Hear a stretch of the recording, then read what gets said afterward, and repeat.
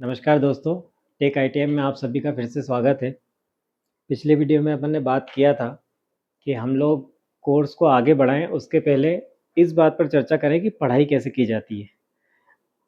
ज़्यादातर आप सभी का उद्देश्य कॉम्पिटिटिव एग्ज़ामों को क्रैक करना या कॉम्पिटिटिव एग्ज़ाम देकर एक अच्छी नौकरी लेना।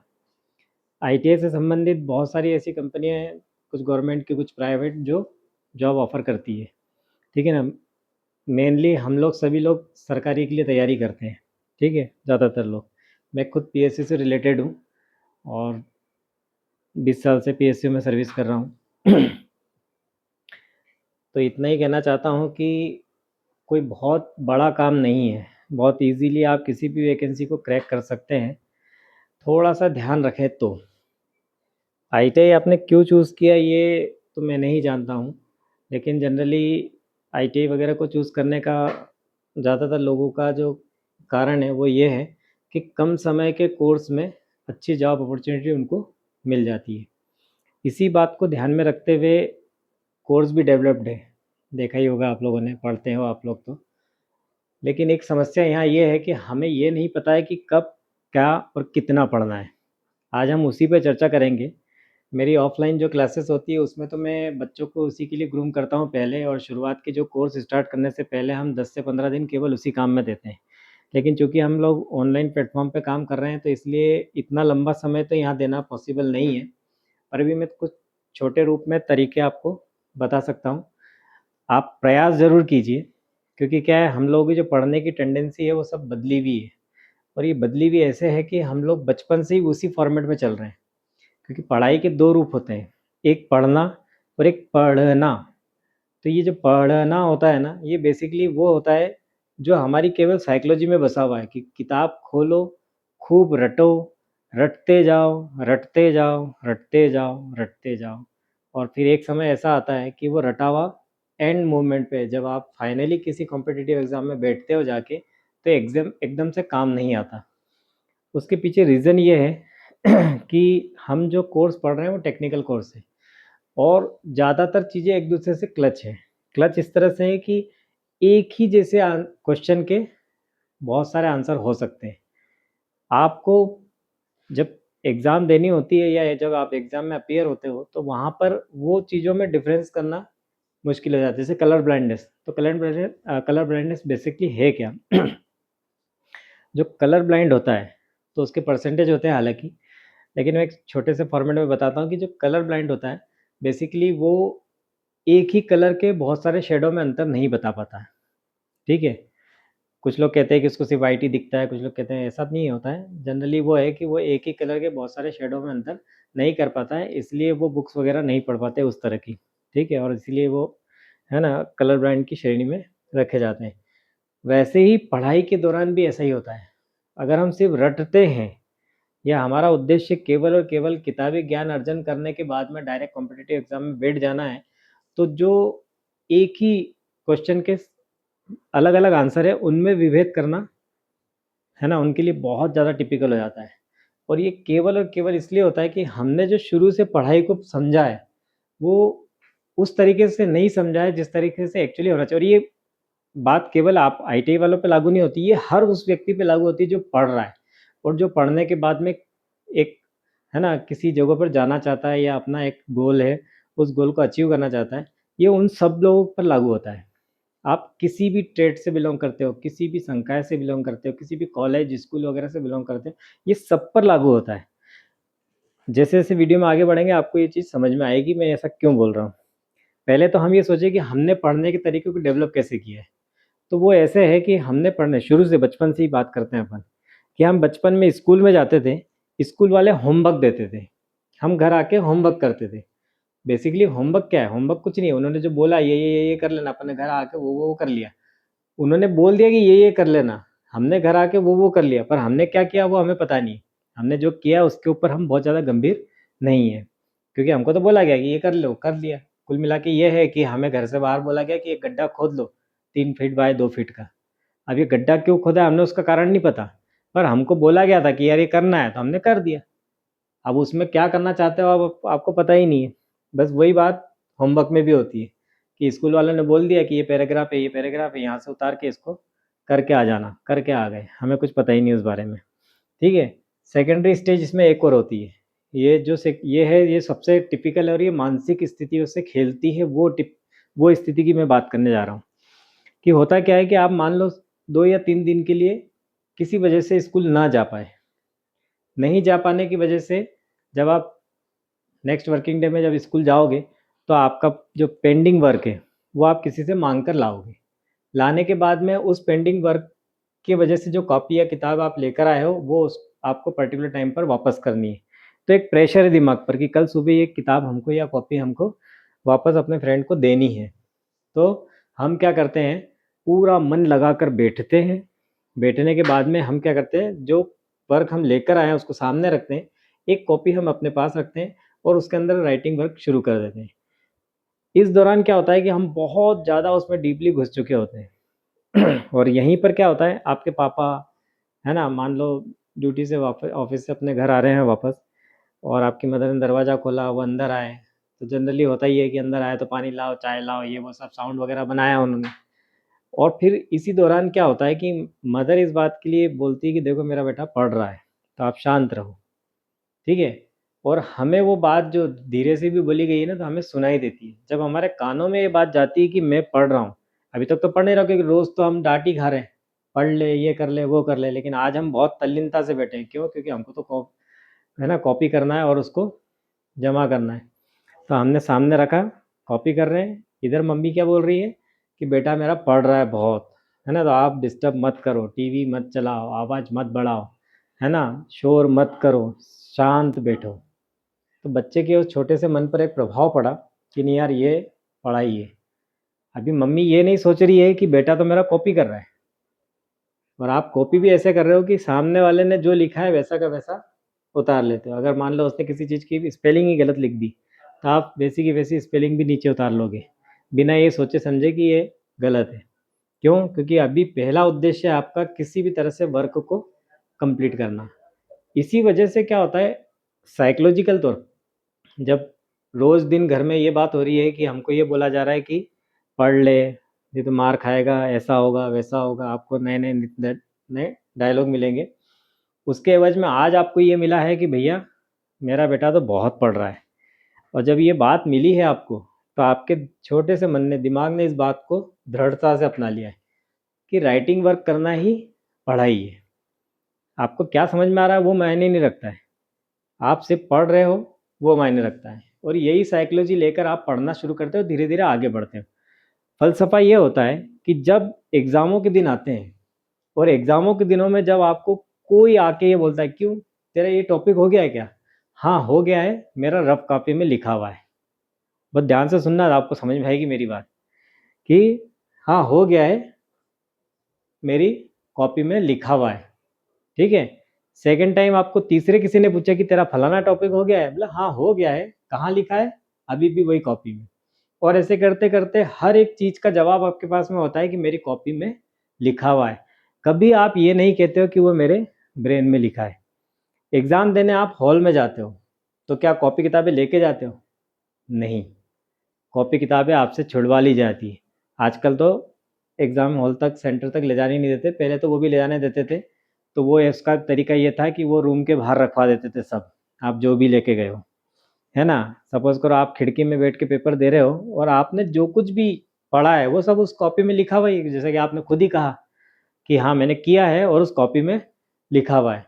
अब वो कॉपी है खिड़की के बाहर, और खिड़की से उस कॉपी की दूरी काफ़ी दूर है।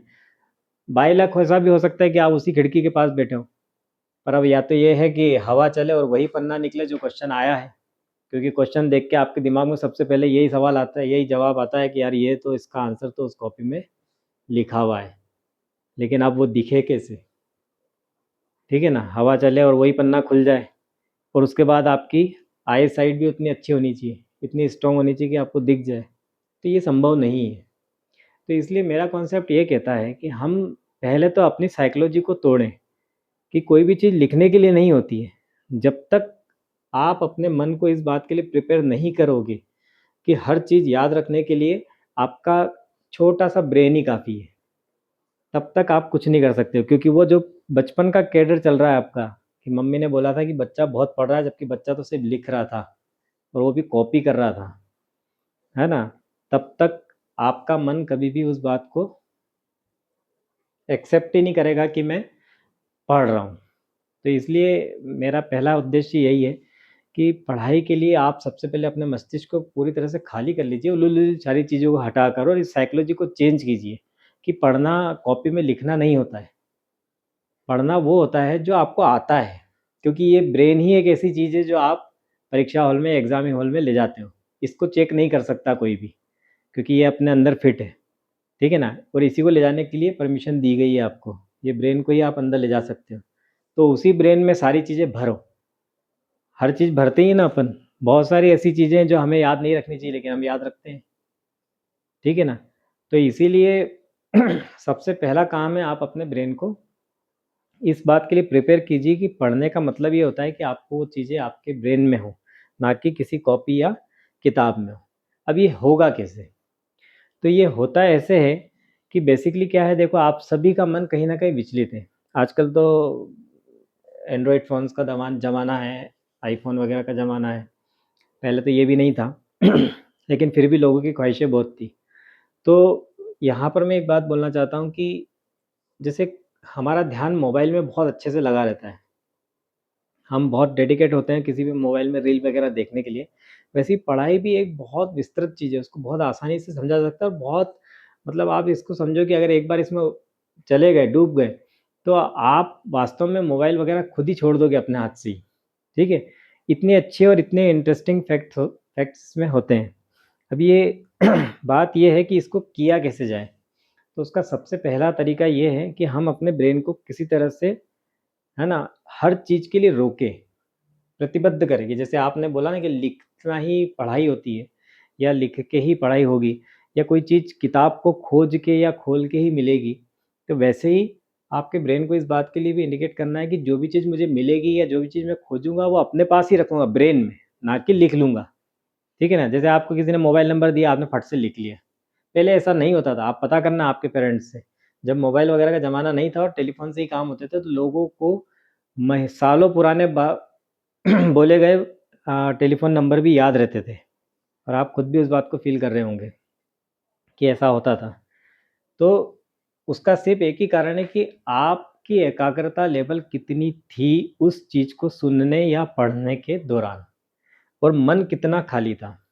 आज जब आप पढ़ने बैठते हो तो सबसे बड़ी समस्या ये होती है कि आपके पास में एक और मन होता है, जिसको हम कहते हैं सबकॉन्शियस माइंड। ये लगातार एक्टिव रहता है हर व्यक्ति का। आप बाइक चला रहे हैं तब भी एक्टिव रहता है, आप खाना खा रहे हैं तब भी एक्टिव रहता है, आप टीवी देख रहे हैं तब भी एक्टिव रहता है। मतलब आपका मन अंदर ही अंदर कुछ ना कुछ गार्गल करता ही रहता है। और ये गार्गल जो होती है ना, इसको उत्कंठा बोलते हैं। और ये हर उस व्यक्ति में है जो अभी सफल नहीं है, और सफल व्यक्तियों में भी होता है, पर उसमें लेवल थोड़ा दूसरा होता है। है ना? आप चूँकि तैयारी करने वाले हो, आज आप आगे बढ़ना चाहते हो, नौकरी पाना चाहते हो, आपका अपना एक गोल है जिसको आप अचीव करना चाहते हो, तो उन सब चीज़ों के मद्देनज़र आपके अंदर कुछ ना कुछ चीज़ें चलती रहती हैं। वैसे भी मोबाइल वगैरह पर देख के, जो मोबाइल की दुनिया है वो बहुत सुनहरी दिखती है हमें। हमें अच्छे वीडियो देखने पसंद है, हमें साफ-सुथरे वीडियो देखना पसंद है। हमें उसके अंदर दिखाया गया हर वो चीज़, जो चाहे सच हो या ना हो, बहुत अच्छी लगती है। क्यों? क्योंकि हम उसको डूब के देखते हैं, उसके अंदर खो जाते हैं, और उसी में एक अपनी दुनिया खोज लेते हैं। फिर उसी के हिसाब से हम अब चीज़ों को ढालते हैं या डेवलप करते हैं। तो उसी में ये चीज़ आती है जिसको हम उत्कंठा कह रहे हैं। इसमें आपके पारिवारिक तनाव भी हो सकते हैं, आप किसी अफ़ेयर वगैरह में पड़े हों तो वो भी हो सकता है, या फिर आप कुछ बनना चाहते हो। बहुत लोगों के ख्वाब है, क्योंकि जैसे अभी आईपीएल का समय चल रहा है, तो क्रिकेटर, तो हम क्रिकेटरों के जीवन में झाँकते हैं, क्योंकि बहुत सारे लोग हैं ऐसे जो वीडियो बना-बना के ये बताते हैं कि ये कितना कमा रहे हैं। जितनी सुनहरी दुनिया दिखती है, उतनी वास्तव में सुनहरी दुनिया होती नहीं है। लेकिन वो कहते हैं ना, जिससे सा दूसरे की थाली में घी हमें ज़्यादा नज़र आता है, वैसे ही हमें सामने वाले को इतना ऐसा प्रेज़ेंट करके दिखाया जाता है कि जैसे हमें लगता है कि दुनिया में इससे ऊपर कोई है ही नहीं। तो हम हमारे ऊपर वो चीज़ एक प्रभाव डालती है। तो उसी में ये बात आती है कि फिर हमारी उत्कंठाएँ वहाँ से चालू होती है। कोई एक्टर एक्ट्रेस की बात कर लें, क्रिकेटर्स की बात करें, बिज़नेसमैन की बात करें, तो हम इन जैसा बनना चाहते हैं। मैं किसी का नाम नहीं लेना चाहता हूँ यहाँ पर, लेकिन सब में अपनी-अपनी एक ख्वाहिशें होती है ना? जैसे लड़कियों की बात बात करें तो वो कोई पर्टिकुलर हीरोइन को पसंद करती हैं या उसके लेवल पर जाना चाहती हैं, तो वो उस तरीके से सोचती है। लड़के की बात करें तो वो भी किसी हीरो को, है ना? या फिर क्रिकेटर को, ज़्यादातर क्रिकेटर भी इसमें आजकल शामिल है क्योंकि, है ना, हमको दिखाया गया है कि उनकी बहुत कमाई है, बहुत अर्निंग है, बहुत पैसा ही पैसा है, अनाप-शनाप पैसा है, तो हमारी एक ख्वाहिशें वहाँ से भी जुड़ के निकलती है। बिज़नेस की बात करें तो बिज़नेस में भी कुछ टाइकून्स ऐसे हैं जिनको देखकर हमें लगता है कि काश हम लोग भी इनके जैसे होते। तो ये सारी चीज़ें हमारे अंदर बसी हुई है, बैठी हुई है अंदर, और हम लगातार सोचते हैं। तो उसको देखते कैसे हैं कि आज से स्टार्ट करें कि आज हमने आईटीआई कर लिया है, अप्रेंटिसशिप कर लिया है, अब हम एग्ज़ाम की तैयारी करने, बहुत जल्द हम एग्ज़ाम में अपीयर हो जाएँगे, फिर हमारी नौकरी लग जाएगी, नौकरी लगने के बाद में हमारे पास में पैसा आएगा। एक बार मेरे पास पैसा आ जाए, उसके बाद फिर मैं दिखाता हूँ, फिर मैं क्या करूँगा, अब मेरे जो गोल्स हैं, क्योंकि अभी आईटीआई लिया है इसका मतलब ये है कि घर से हम बहुत ज़्यादा सक्षम तो नहीं है, है ना? एक मिडिल क्लास फैमिली से हम बिलॉन्ग करते हैं सभी लोग, तभी हमने आईटीआई लिया और उसी के हिसाब से हम आगे बढ़ रहे हैं। तो हमारी सोच जो है ना, अब मिडिल क्लास कैडर को तोड़कर हायर मिडिल क्लास और फिर हायर लेवल पर जाना चाहती है। तो उसके लिए ये है कि पहले हमारे पास में कुछ तो हो, कोई एक बेस तो हो, तो वो बेस हमको नौकरी देगी। ये हमारी साइकोलॉजी है और इसी के साथ हम बढ़ते हैं कि हमने नौकरी ली, नौकरी लगने के बाद में हमारी दूसरी साइकोलॉजी ये बैठती है कि भैया अब जब पैसा आएगा तो मैं इतनी सेविंग करूँगा, और इस सेविंग से धीरे-धीरे अब जो भी आपके गोल्स हैं उन पे चर्चा करते हैं कि जैसे अगर मान लो आपको एक्टर एक्ट्रेस बनना है, तो चूँकि अभी बेस है तो अभी अपन सब कर सकते हैं, तो अपने आप को कहीं न कहीं प्रेज़ेंट करोगे जाके, और सोच में ही चलता रहेगा ये सारा काम, है ना? कब? अभी तो आप कुछ भी नहीं हो, लेकिन ये सिर्फ़ सोच में ही चलता रह रहा है। तो अब जब भी आपको फ्री टाइम मिलेगा तो आपका जो सबकॉन्शियस माइंड है ना, इन चीज़ों को सोचेगा कि मेरी नौकरी लग गई है, फिर मेरे को पैसा आया, तो फिर मेरा किसी डायरेक्टर को का मेरे पर निगाह पड़ी और उसने मुझे सिलेक्ट किया अपनी नई पिक्चर के लिए, और फिर मैं एक बढ़िया एक्ट्रेस या एक्टर बन गई। क्रिकेटर वालों के लिए भी यही है कि वो पहले ये सोचता है कि मेरी नौकरी लग गई है, अब मैं क्या करूँगा, जहाँ पे नौकरी कर रहा हूँ वहीं से खेलने भी जाऊँगा। खेल के मैं, है ना, पहले स्टेट लेवल पर और फिर नेशनल लेवल पर, और धीरे-धीरे मेरा नाम हो जाएगा और फिर मैं फिर से, है ना, धूम मचा दूँगा। फिर मेरा आईपीएल में सिलेक्शन होगा, मुझे करोड़ों का ऑफ़र मिलेगा और वगैरह-वगैरह। और अगर बिज़नेसमैन बनना बनना चाहते हो तो वही है कि मैंने सेविंग किया, सेविंग करके मैंने एक कॉरिडोर खरीदा, कॉरिडोर करके मैंने एक छोटा-सा प्लान डेवलप किया, प्लान डेवलप करने के बाद में मैंने धीरे-धीरे है ना, लोगों को जमा करके अपनी एक खुद की छोटी-सी कंपनी स्टार्ट कर दी, जो बहुत तेज़ी से रन कर रही है और बहुत ही स्पीड से मैं वहाँ पहुँच गया जहाँ मैं पहुँचना चाहता था। लेकिन इन सब चीज़ों के बीच में होता ये है कि आप पूरा लास्ट तक पहुँच ही नहीं पाते हो। मतलब ना तो आप एक्ट्रेस बन पाते हो, ना एक्टर बन पाते हो, ना क्रिकेटर बन पाते हो, और ना ही आप बिज़नेस टाइकून बन पाते हो। उसके पहले ही आपकी ये बात अधूरी रह जाती है। ये जो सोच है ये अधूरी रह जाती है क्योंकि आपका जो डेस्टिनेशन है वहाँ आप पहुँच चुके होते हो। क्योंकि सोचने का हमें ज़्यादा टाइम नहीं मिलता है। आप ये सब चीज़ें तभी सोचते हो जब आप गाड़ी चला रहे हो, घर जाने के लिए कहीं से निकले हो, तो ये कुल मिला के 10, 15, 20 मिनट का समय रहता है और इसी में आप ऐसा सोचते हो। और इस दौरान क्या होता है कि जैसे ही आप बनने वाले होते हो, सपोज़ करो आप एक्ट्रेस बनने वाले हो, या सपोज़ करो आप एक्टर बनने वाले हो, या क्रिकेटर बनने वाले हो, या बिज़नेस टाइकून बनने वाले हो, आपका घर का गेट आ जाता है और वहीं आपकी सारी बात धरी की धरी रह जाती है। तो वो चीज़ आपके अंदर गार्गल करती है, वो चीज़ लगातार घूमती है। कुछ लोगों को फैमिली प्रॉब्लम्स भी रहती हैं। अब अपन फैमिली प्रॉब्लम्स की भी बात करते हैं कि हो सकता है आपके परिवार में या घर में किसी तरह के कलह चल रहे हों, आपसी रंजिश या आपसी मतभेद चल रहे हों। जैसे घरों में ज़्यादातर पेरेंट्स लड़ाई करते रहते हैं, तो ये भी एक उत्कंठा का विषय है। हर लड़के के लिए उसकी माँ बहुत प्यारी होती है और हर लड़की को उसका बाप बहुत प्यारा होता है। ये जनरल आज के समय में चलता ही है ऐसा, कि जो पिता होते हैं वो बेटी को ज़्यादा प्यार करते हैं, या बेटी जो होती है वो पापा को ज़्यादा प्यार करती है बनिस्बत अपनी मदर के। और वैसे ही जो लड़का होता है वो पिता के अगेंस्ट, पिता के मुकाबले मदर को ज़्यादा प्यार करता है। तो जब लड़ाइयाँ होती हैं इन दोनों के बीच में, क्योंकि 2 अलग-अलग विचारधारा के लोग जुड़े हुए हैं, तो सीधी-सी बात है, कुछ ना कुछ खटपट होती ही रहती है, क्योंकि वो लोग खटपट करने के लिए बने होते हैं। तो अब उनके बीच में कोई खटपट होती है तो हम लोग टेंशन में रहते हैं कि मान लो अगर मदर फादर का दोनों का झगड़ा हो रहा है, तो हम बैठे-बैठे यहाँ अपने आप को ऐवे ही कुढ़ रहे हैं। कुढ़ कैसे रहे हैं कि एक बार मेरी नौकरी लग जाने दो, फिर मैं मेरी माँ को लेके अलग हो जाऊँगा, फिर तुम रहना अकेले। या एक बार मेरी नौकरी लग जाने दो, फिर मैं मेरे पापा को लेके अलग हो जाऊँगी, फिर तुम रहना अकेले, फिर देखते हैं कैसे लड़ती हो तुम। तो कुल मिला के ये बात है, ये चीज़ें आपकी पढ़ाई में बीच में ही चलती रहती है, क्योंकि घर में तो रहना ही है आपको और पढ़ाई घर में ही होती ज़्यादातर, बाहर तो कोई बैठ के पढ़ता नहीं, है ना? तो वहाँ पर क्या होगा कि ऐसी सिचुएशन में आपका लगातार मन, आप उन दोनों को देखते रहोगे और अंदर-अंदर कुढ़ते रहोगे, जबकि वास्तविकता इससे बहुत परे होती है, चीज़ें इससे बहुत परे होती है। जितना हमको दिखता है उतना वो उतना सुनहरा हर कुछ नहीं होता है। तो इसी चीज़ को मैं दूसरे तरीके से बोलता हूँ कि जैसे आपने देखा कि घर में आज लड़ाई हुई, आपने सब कुछ सोच लिया, खूब मन में खुद अपने आप को, है ना, और पढ़ाई भी आपकी पूरे दिन डिस्टर्ब हुई। गुस्से-गुस्से में आप घर से भी चले गए कि चलो यार इन दोनों के कचरे से तो बाहर निकल के दोस्तों यारों में घूमूँ और ऐसा-वैसा, ठीक है? और जब आप 3-4 घंटे में जब वापस घर पहुँचते हो तो पता पड़ा मम्मी और पापा दोनों सोफ़े पे बैठ के इत्मीनान से चाय पी रहे हैं, और ऐसे चाय पी रहे हैं जैसे उन दोनों के बीच में कभी कुछ हुआ ही नहीं। फिर आप ये सोचते हो कि साला मैं 4 घंटे से मैं किस लिए चिढ़ रहा था? या किस लिए पक रहा था? ये क्यों बात कर रहे हैं इनसे? या ये आपस में क्यों बात कर रहे हैं? तो वास्तविकता ये है कि वो दोनों ही, है ना, म्यूचुअल अंडरस्टैंडिंग के तहत जुड़े हुए हैं। और ये जनरली होता ही है, जब 2 अलग-अलग विचारधाराओं के लोग एक ही साथ रहते हैं, तो वो लड़ेंगे भी, झगड़ेंगे भी, प्यार भी करेंगे, है ना? और सब कुछ, ठीक है? तो वो एडजस्टमेंट है लाइफ़ का, जो चलता रहता है। उसमें आप बेवजह बीच में जाके क्या हो रहा है, आप अपना नुकसान कर रहे हैं। ऐसे ही ये जितनी भी बड़ी-बड़ी पोस्टें हैं या जितनी भी बड़े-बड़े चेहरे हैं या जितने भी बड़े-बड़े चमकते सितारे हैं, इन सब की भी पर्सनल लाइफ़ें बहुत अलग होती है, जो हमें नहीं दिखती है। हमें सिर्फ़ उनका सुनहरा चेहरा दिखता है, जो टीवी पे या, है ना, न्यूज़ वगैरह में हमको देखने को मिलता है। वास्तविकता इसके पीछे भी बहुत अलग है। आप ये सोचो कि बड़े-बड़े एक्टर क्या फ्रीली सड़कों पे घूम पाते हैं? जो वो खाना चाहते हैं ठेलों पर, वो सुकून से खा पाते हैं क्या? वो खाते तो होंगे जैसे भी खाते होंगे, पर वो सुकून से खाते हैं क्या?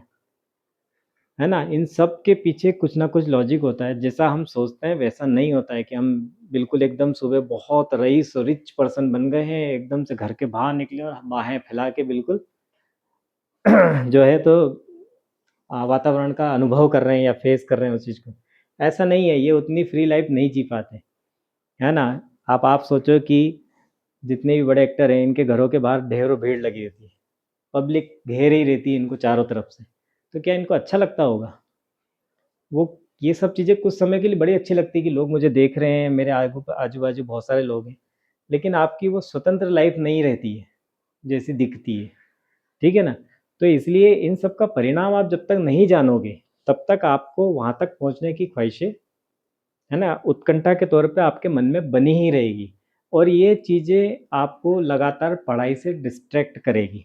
तो इसीलिए इसका सबसे सही सॉल्यूशन ये है कि आप जो भी बनना चाहते हो, मैं किसी का भी नाम नहीं ले रहा हूँ, क्रिकेटर में भी मैंने किसी का नाम नहीं लिया, एक्टर एक्ट्रेस में भी मैंने किसी का नाम नहीं लिया, बिजनेस टाइकून्स में भी मैंने किसी का नाम नहीं लिया।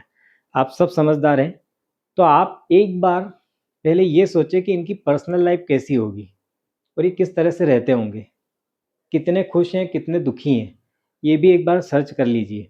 उसके बाद ही आपके मन में ये आएगा कि हमें वास्तव में ये बनना चाहिए या नहीं बनना चाहिए।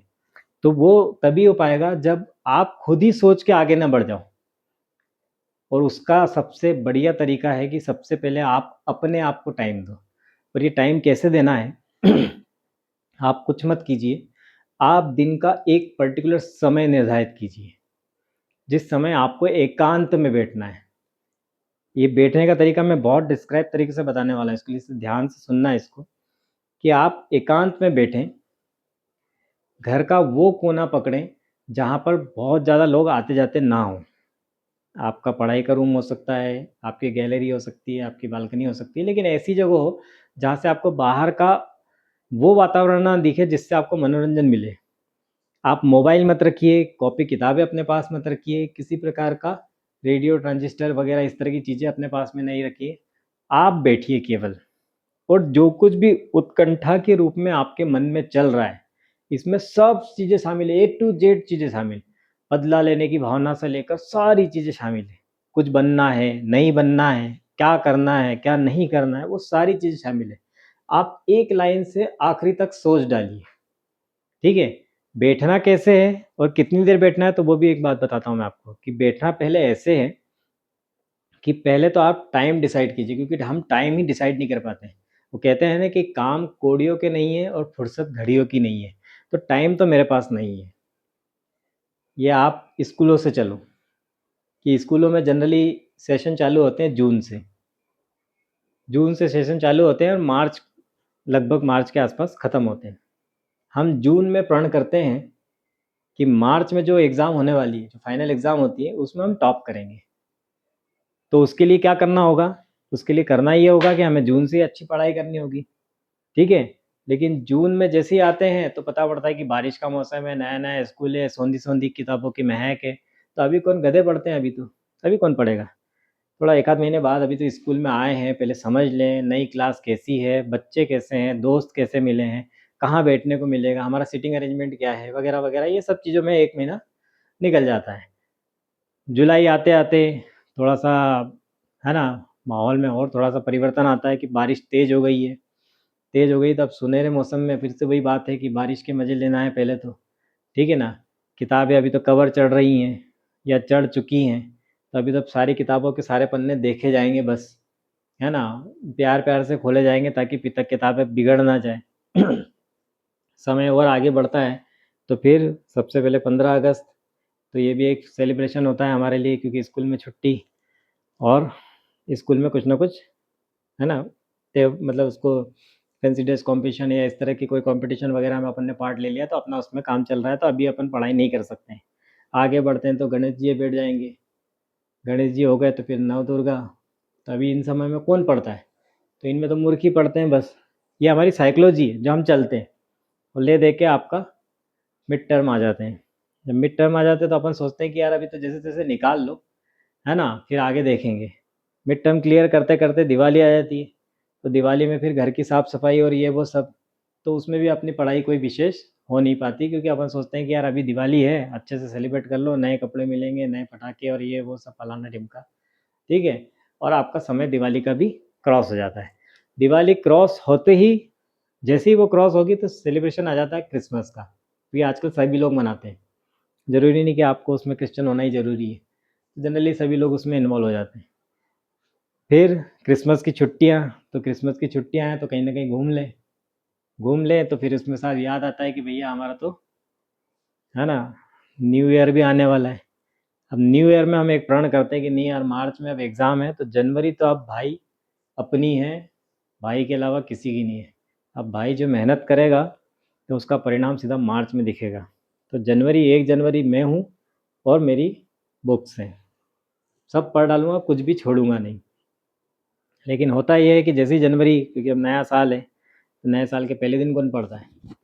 कोई नहीं। तो दूसरे दिन से पढ़ेंगे। दूसरा दिन गया तो फिर तीसरे दिन से। फिर हमको याद आता है कि यार एक काम करते हैं, पढ़ना तो है, तो पढ़ने के लिए पहले टाइम टेबल बना लेते हैं, क्योंकि सब्जेक्ट भी तो हैं, सारे सब्जेक्ट पढ़ने हैं, और सारे सब्जेक्ट किसी न किसी टाइम पे पढ़ने हैं, तो वो टाइम बना लेते हैं। अब ये टाइम बनाएँगे कैसे? तो टाइम ऐसे बनाते हैं कि भैया सुबह इस समय से लेके इस समय तक मेरा स्कूल रहेगा, इसके बाद मैं घर आऊँगा, खाना खाऊँगा। चूँकि मैं सुबह जल्दी उठ के स्कूल गया था तो दोपहर को थोड़ा बहुत सो लूँगा। 4 बजे क्या होता है कि थोड़ा-सा खेलने-वेलने का टाइम है यार, वो खेलना भी तो ज़रूरी है, फिज़िकल भी तो होना चाहिए कुछ ना कुछ। तो फ्रेंड्स के साथ में गली मोहल्लों में कुदाड़े मारूँगा, और उसके बाद में फिर मम्मी कुछ ना कुछ तो काम पकड़ा ही देती है। तो 6 बजे के बाद मैं मम्मी के काम करूँगा, 7 साढ़े 7 बजे मैं घर आऊँगा, घर आके फिर अंधेरा हो जाता है, फिर वो प्रोग्राम आने लगते हैं टीवीओं पर। तो आजकल नई-नई मूवीज़ आ रही है, तो एक आध मूवी तो देखना बनता ही है।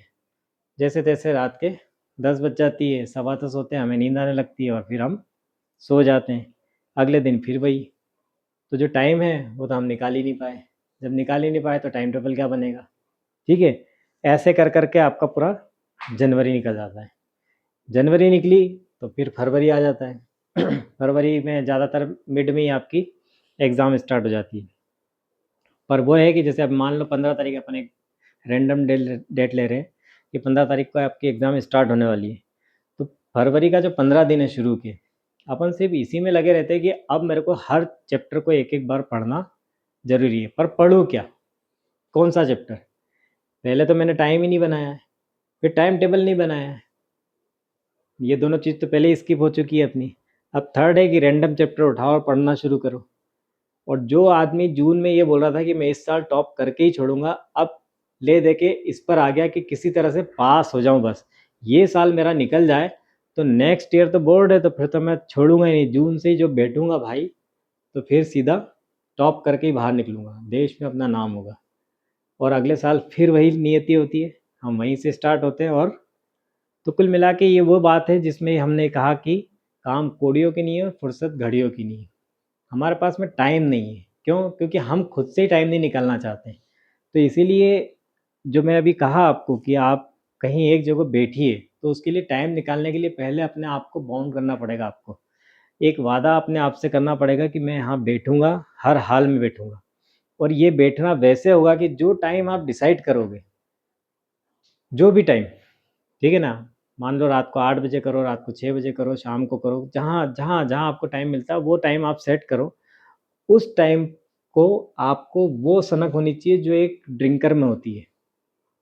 एक ड्रिंकर को कभी देखना जो दारू पीता है या जो नशा करता है, अगर उसको रात को 8 बजे नशा करना है तो उसके पास पैसे हो चाहे ना हो, वो भीख मांग लेगा, किसी के सामने गिड़गिड़ा लेगा, चोरी चमारी कर लेगा, कुछ चीज़ उठा के बेच के और उससे पैसा ले लेगा। लेकिन वो 8 बजे उसका अगर दारू पीने का टाइम है तो वो जैसे तैसे मैनेज करके वो 8 बजे दारू पी लेगा। तो जब तक आपके अंदर वो भावना ना आ जाए कि मेरा वो टाइम आ गया है, अब तो मेरे को सारे काम छोड़ के उस काम के लिए बैठना है, तब तक आप अपने आप को प्रिपेयर समझो ही मत। तब तक तो आपका संशय ही रहेगा हमेशा कि मैं एग्ज़ाम दूंगा और हो सकता है पास हो जाऊं।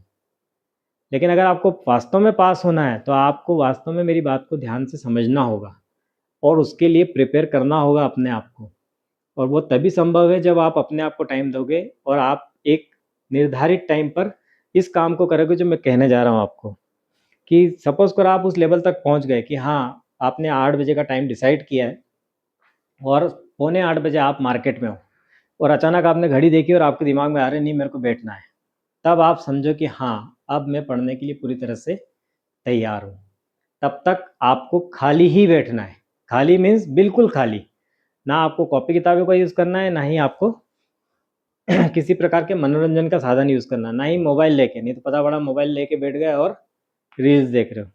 आपको करना कुछ नहीं है, जो भी टाइम आप डिसाइड करो उससे 40 मिनट तक का टाइम निर्धारित कर लो। क्योंकि 40 मिनट तक हम एक जगह पर एकाग्र होकर बैठते हैं। एकाग्र से मेरा तात्पर्य यहाँ पे है कि जैसे स्कूलों में होता है, स्कूलों में 40 या 45 मिनट का पीरियड होता है। तो क्लास में टीचर आती हैं और अटेंडेंस लेती हैं। अटेंडेंस के दौरान वो आपसे आपका नाम पुकारती है और आप उसके एवज में जवाब देते हो, यस मैम या यस सर या प्रेजेंट सर या प्रेजेंट मैम। इस यस सर या इस यस मैम या प्रेजेंट का मतलब ये होता है कि हाँ, मैं मेंटली और फिजिकली यहाँ पर प्रेजेंट हूँ। ये नहीं कि मैं यहाँ बैठा हूँ और मेरा माइंड स्कूल के बाहर चलती हुई गाड़ियों को गिन रहा है या किसी खाने वाने की दुकानों पे घूम रहा है या, है ना, आने वाले एंजॉय को महसूस कर रहा है। तो वो नहीं होना चाहिए, ठीक है? तो वही बात यहाँ पे भी लागू होती है कि आपको बिल्कुल एकाग्र तरीके से वहाँ बैठना है और अपने मन को पूरी तरह से शांत होने देना है। जितनी भी चीज़ें आपके अंदर चल रही है, उन सारी चीज़ों को जितना हो सके उतना रोक लो, बंद कर दो। जो होना है वो होना है, वो किसी के हाथ में नहीं है। इसीलिए चाहे आपको बनना है कुछ, चाहे ना बनना हो, हर चीज़ जो भी आपके मन में लगातार गार्गल कर रही है, पारिवारिक प्रॉब्लम्स भी जो भी है वो भी आपके मन में, या दोस्तों के परिवार की कोई प्रॉब्लम है, कुछ लोग होते हैं ना कि अपने दोस्त के लिए बड़े पॉजिटिव होते हैं या सेंसिटिव होते हैं कि यार उसके घर में ये प्रॉब्लम चल रही तो मैं, या मेरा दोस्त किसी वजह से परेशान चल रहा है तो मैं उसके इस प्रॉब्लम में इन्वॉल्व रहूँ। ऐसा नहीं है, आपको मेंटली उसमें इन्वॉल्व होने की आवश्यकता नहीं है। तो जो भी चीज़ें आपको सोचना है वो इस पीरियड में सोच लीजिए, ताकि आपका मन पूरी तरह से खाली रहे, ठीक है? ये काम करने के बाद में आप है ना, वही 8 से 8:40 का समय, और ऐसे तब तक कीजिए जब तक आपके पास में सोचने के लिए कुछ ना बचे। एक बार ये फेज़ आपका चला गया, इसमें ज़्यादातर 10 से 15 दिन का समय लगता है। अगर आप ईमानदारी से करो तो, अपने यहाँ के बच्चों ने किया है, मेरे यहाँ मेरे पढ़ाए बच्चों ने, काफ़ी लोगों ने इन सब चीज़ों को किया है और उसमें बहुत अच्छे अचीवमेंट उन्होंने लिए हैं। चूँकि मैं ऑफलाइन क्लास चलाता था तो इसलिए ये बोलना तो ठीक नहीं है अभी कि कितने बच्चे अपने आप से सिलेक्ट हुए हैं और कितने बच्चे कहाँ-कहाँ हैं। हाँ, पर ऐसी कोई जगह नहीं है जहाँ पर मेरे द्वारा पढ़ाया गया बच्चा ना मिले आपको, ठीक? तो मैं इतना ही कहना चाहता हूँ कि सभी को मैं ये क्लासेस देता हूँ और जब हम कोर्स का स्टार्ट करते हैं तो लगभग 1 महीने केवल इसी में जाता है। इस इसके बाद ही हम कोर्स को स्टार्ट करते हैं। तो मैं सबको करवाता हूँ फिज़िकली यहाँ पर जब तक वो इस चीज़ के लिए पूरी तरह से वो ना हो जाए।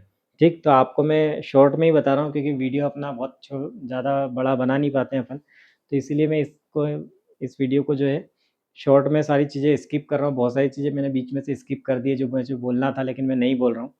हाँ, पर ये है कि जैसे मैंने 8 से 8:40 का टाइम दिया है या कोई 40 मिनट का टाइम दिया है, आप अपने हिसाब से एक टाइम डिसाइड कीजिए और 40 मिनट तक आप बैठिए, है ना? इस दौरान आपको कुछ नहीं याद आना चाहिए, ना ही आप कहीं जाएँगे, ना कहीं आएँगे, कोई किताब कॉपी किसी की ज़रूरत नहीं है। केवल आप अपने सबकॉन्शियस माइंड को पूरी तरह से खाली कर दीजिए, इस उद्देश्य से कि अब मेरा माइंड पूरी तरह से खाली है। अगर आपके मन में कोई उत्कंठा नहीं होगी, तो पिछली सारी चीज़ें भी गायब हो जाएगी और फिर पढ़ाई के दौरान हर बार आपको सिर्फ़ इतना करना है कि ये ना सोचें कि मैं जो कर रहा हूँ किताबों और कॉपियों के लिए कर रहा हूँ। ये सोचो कि मैं मेरे लिए कर रहा हूँ। पढ़ाई आप अपने लिए कीजिए, किसी को दिखाने के लिए मत कीजिए, है ना? हमें क्या होता है, हमें आदत पड़ गई है कि लिख-लिख के हम लोगों को ये दिखाते हैं कि हम पढ़ रहे हैं। घर में भी हम यही करते हैं, ये चीटिंग कहलाती है। हमारे पास में स्टडी टेबल है या नहीं भी है। हमने क्या किया, बेड पे बैठ के पढ़ रहे हैं, नीचे बैठ के पढ़ रहे हैं या स्टूल चेयर का प्रयोग करके पढ़ रहे हैं, लेकिन हम बैठ के पढ़ते हैं, सामने कॉपी किताबें लगी है, लगातार घसीटा मार राइटिंग में लिखे जा रहे हैं, लिखे जा रहे हैं, लिखे जा रहे हैं, लिखे जा रहे हैं, लिखे जा रहे हैं। वो दिमाग में कितना जा रहा है वो हम सोच ही नहीं रहे। हम तो सिर्फ़ ये जताना चाह रहे हैं कि हम पढ़ रहे हैं, ठीक है ना? पेरेंट्स को बाहर पैक कर देंगे, उनको ये समझा देंगे कि भैया बोलो मत। क्यों? क्योंकि मैं पढ़ रहा हूँ, पर क्या पढ़ रहा हूँ मुझे ही नहीं मालूम है। तो ऐसा ना कहें। आपका उद्देश्य होना चाहिए कि जो भी चीज़ें आप पढ़ रहे हो, जो भी नोट्स आप बना रहे हो, वो आपके माइंड में ज़्यादा हो, किताबों के मुकाबले या कॉपियों के मुकाबले। तो उसके लिए आपका मन का खाली होना ज़रूरी है, तो वो जैसे मैंने आपको बताया कि आप इस तरह से बैठिए और बैठ के पहले इस मन को पूरी तरह से खाली कर लीजिए। खाली करने के बाद में क्या होगा, चीज़ें धीरे-धीरे आपके अंदर आना शुरू होगी। आप अपने माइंड को इस बात के लिए प्रिपेयर कीजिए कि एग्ज़ाम में मुझे मेरा माइंड लेके जाना है। तो पढ़ने के दौरान भी ऐसा ही होगा कि जब आप पढ़ोगे तो एक-एक चीज़ को, छोटे-छोटे टॉपिक को लो, छोटी-छोटी चीज़ों को खोल-खोल के पढ़ो। हर चीज़ को डिस्क्राइब तरीके से पढ़ो। ये नहीं होता है जैसे अभी ऑब्जेक्टिव का ही ज़माना चल रहा है ज़्यादातर कॉम्पिटिशन में। हम क्वेश्चन उठाएँ और आंसर 4 ऑप्शन में से सर्च करें और आंसर निकालें, ऐसा नहीं होता है। क्योंकि ऐसे में आपके बहुत सारे क्वेश्चन गलत होते हैं, आपने फ़ील भी किया होगा जब भी आपने एग्ज़ाम दी होगी तो। तो उसका एक तरीका है कि आप पहले डिटेल में पढ़िए, डिटेल से सारी सारी चीज़ें निकालिए, निकालने के बाद में फिर आप धीरे-धीरे करके उसको आत्मसात कीजिए अपने अंदर।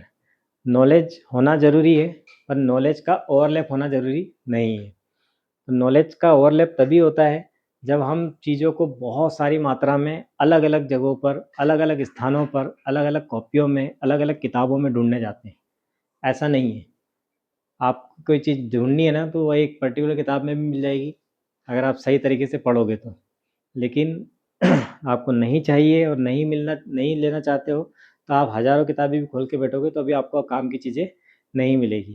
तो ये कुल मिला के वैसा ही है कि सारगर्भित चीज़ें हैं कि अगर दीमक चाटने के लिए दीमकखोर अगर आता है, तो वो उसकी टंग वहीं जाती है जहाँ पर दीमक होता है। वो बेवजह है ना, टंग को इधर-उधर नहीं निकालता है। वैसे ही पढ़ाई के लिए भी या कोई चीज़ जानने के लिए भी आपको हज़ारों किताब खंगालने की ज़रूरत नहीं। किसी एक किताब पर या किसी एक टॉपिक पर या किसी एक चीज़ पर पहले फ़ोकस कीजिए, उसको डिस्क्राइब कीजिए, उसको डिटेल में खोलिए और खोल के फिर उसको देखिए, तो धीरे-धीरे वो चीज़ें आपके मन में आएगी और धीरे-धीरे ही सही लेकिन वो चीज़ आपके मन में पेवस्त हो जाएगी और फिर उसे आपके मन से कोई निकाल नहीं पाएगा। ठीक है ना? इसके अलावा भी मैं ये कहता हूँ कि बहुत सारी ऐसी चीज़ें जो बोलना है लेकिन क्या है टाइम की बाउंडेशन है। हम यूट्यूब पे वीडियो बना रहे हैं तो लंबे-लंबे वीडियो भी नहीं बना सकते हैं। जितना हमारे पास में समय मिलता है या जितना हम कर पाते हैं उतना कर पाते हैं। तो आने वाले वीडियो में या कोर्स के दौरान कई बार मैं इसमें और भी चर्चा करूँगा, और भी छोटी-छोटी चीज़ें, क्योंकि बहुत सारी बातें हैं इसमें जो अभी आपको बतानी बाकी है, लेकिन उसको पूरा तरह से तो एक ही वीडियो में बनाया नहीं जा सकता। तो कोशिश करेंगे कि अगले वीडियो में और इसके आगे का बताएँ कि और कैसे आपको इसको तैयारी को आगे जारी रखना है और किस तरह से इसको यूज़ करना है अपने आने वाले जीवन में, ठीक है। तो मुझे लगता है कि जो भी मैंने आज बोला है वो आपको समझ में आया होगा। इसके अलावा फिर से मैं एक लाइन और कहता हूँ कि आपकी अगर कोई भी समस्या हो किसी भी तरह की, आप समझते हो कि जिस है ना इससे मेरी पढ़ाई में बाधा उत्पन्न हो रही है, केवल पढ़ाई से रिलेटेड, तो आप वो मुझसे शेयर कर सकते हैं कमेंट्स के द्वारा।